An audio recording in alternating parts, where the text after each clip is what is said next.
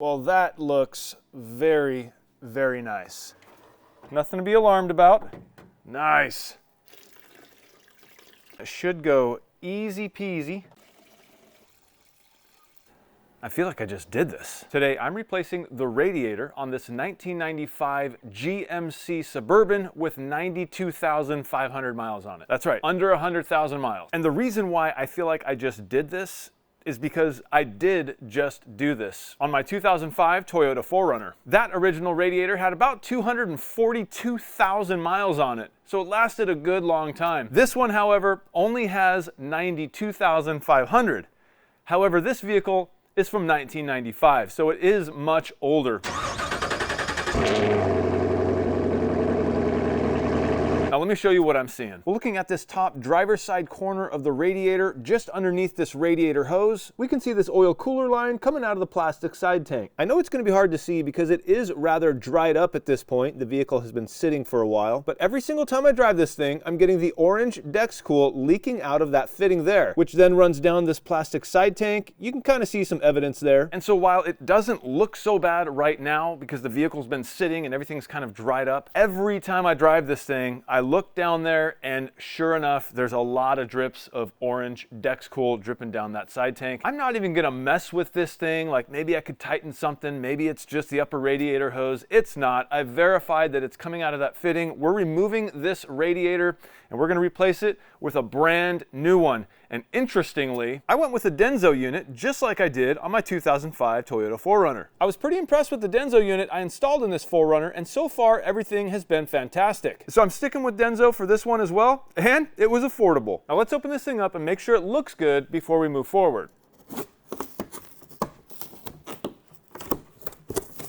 Looking inside the box, this is what I'm seeing. So it's kind of double boxed.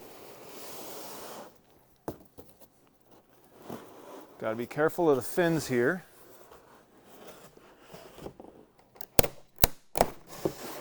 Well, that looks very, very nice. And there's the Denso part number. And so far, everything seems to be really nice. No issues with the fins. Everything on the side tanks matches, all except this port, which looks like they blocked off from the factory. And you can see here on my original radiator, we do not have that giant port. So I can only assume that this radiator was made for multiple vehicles, and that port is probably meant for heavy-duty vehicles. Before I drain this thing, I think what I'm gonna do is remove this upper fan shroud and a couple of other things holding the radiator in place. That way I can lift the radiator up a little bit so that I can get a tube on that drain port so that when I drain it, it doesn't just go everywhere. I'm hoping to not make a mess.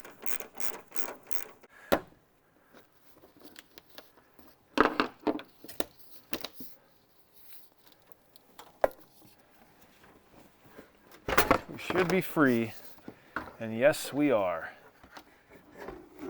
Upper fan shroud removed. The very next thing I'm going to do is remove these upper support brackets, and I'll start with this 10mm bolt right here. All right, that was easy, I think. Maybe not. Yes. By removing the upper fan shroud and those supports, I'm able to move the radiator, and underneath I made some cardboard spacers to lift the whole radiator up. And now looking right down at the bottom, you can see that drain port, and I was able to get some clear vinyl tubing on there. It's not a great fit, but I'm hoping once I open that port that everything will drain and I won't make a mess. You can see we are draining right out that vinyl tubing, which is exactly what I was hoping for. Right into our drain bucket, of course. All right, I'm lifting up this side of the radiator a little bit just to get some more fluid to come out. We are draining just fine without making a mess. Well, the draining has just about finished, so I'm gonna remove this upper radiator hose. Please don't leak. And here on the passenger side of the radiator, where the radiator cap is, looking down, we can see this hard line, which is part of the transmission cooler. And I need to remove this nut here, as well as the one down below. I'm using a 1/2-inch line wrench, and I did pre-soak these with some penetrant. All right, that just came off pretty nicely. No leaking there. Little update here. I have both of these hard lines, these transmission lines removed, but I wanted to show you something. I made a mess. And that transmission fluid on the floor is draining out of the bottom of this tank. I just couldn't find anything to plug this hole except for this rag, and so it is what it is. On a scarier note, this hose clamp I have on this lower radiator hose I was able to loosen with just my fingers and an extension.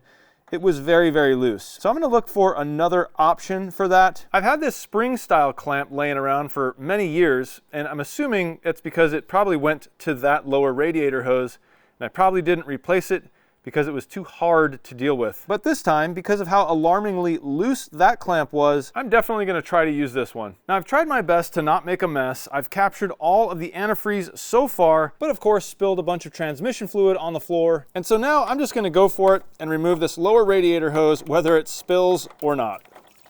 Yep, it's going to. Well, I better get a towel. All right, so back here on the driver's side, we have these oil cooler lines, and I don't have a line wrench big enough for this, so a 20 millimeter fits. There we go. Not that tight at all. I mean, tight enough, just not tight enough to strip this thing out. All right, nothing's leaking out of there. Just little stuff here, nothing to be alarmed about. Nice. Nice. All right, radiator's out. All right, we are now sans radiator, but looking down where the radiator goes, we can see we have a lot of leaves and bugs.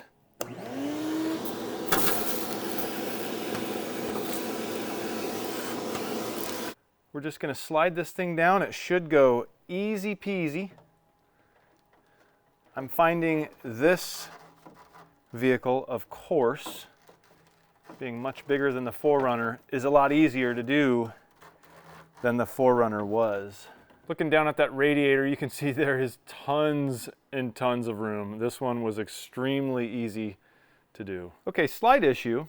I mean, really slight. We have these adapters here, along with a note on where they go and how to use them. And what they're for is these transmission lines. You can see that the fitting there is much larger than the actual nut here on the flared end of this line. And so they supplied these fittings, which will just screw right in there, and then these lines will simply screw in there. Also, this extra heater return port here that they blocked off from the factory, I really dislike the look of this clamp sitting here, so I'm going to find a spring clamp that I can replace that with. Well, according to this piece of paper, it says the recommended assembly torque is as follows, 20 to 25 Newton meters. So I have my torque wrench set to 17 foot-pounds, hoping I don't strip anything out here.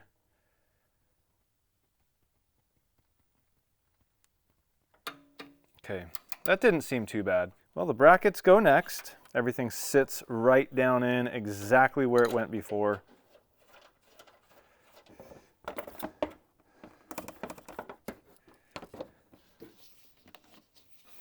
Now that everything is buttoned up with the truck, and I mean, it's completely done. Every single thing is tight, every bolt is tight. I went over everything multiple times to make sure that I didn't forget something. So now we're gonna deal with the antifreeze, and I have here some concentrate GM Dex Cool. We're gonna pour this entire gallon into the bucket, and then I also have a gallon of distilled water. This is a clean bucket, by the way.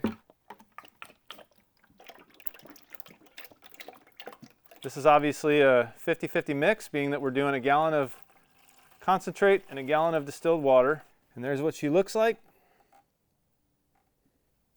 Got something down there floating I'm gonna have to get out. All right, this is the tricky part. Dumping it back into the containers.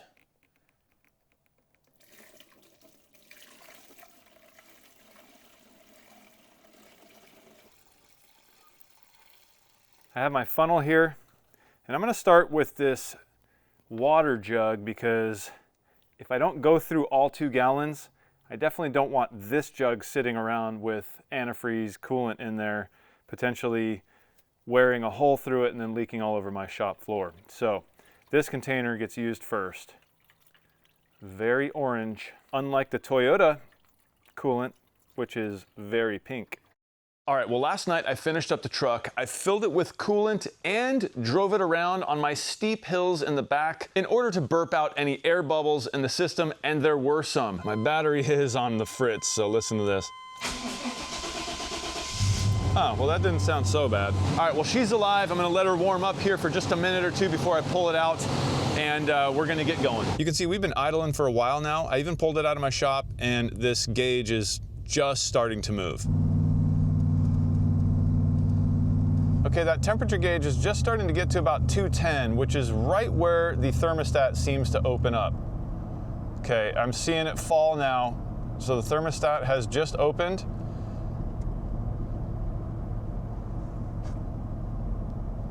And that temperature is falling, and this is absolutely normal. And right about there is where it always sits. That is the normal spot. Anytime I'm ever driving this thing and it's properly warmed up, it really never moves from there. I will say also, these GMT 400 trucks are known for having pretty inaccurate gauges. So that temperature gauge could be wrong, just off a little from where the actual temperature is. I've just been paying attention to the trend of where it always sits since I bought this thing, and it seems to be absolutely normal right there. So that's where I look for it when, you know, normally driving this truck.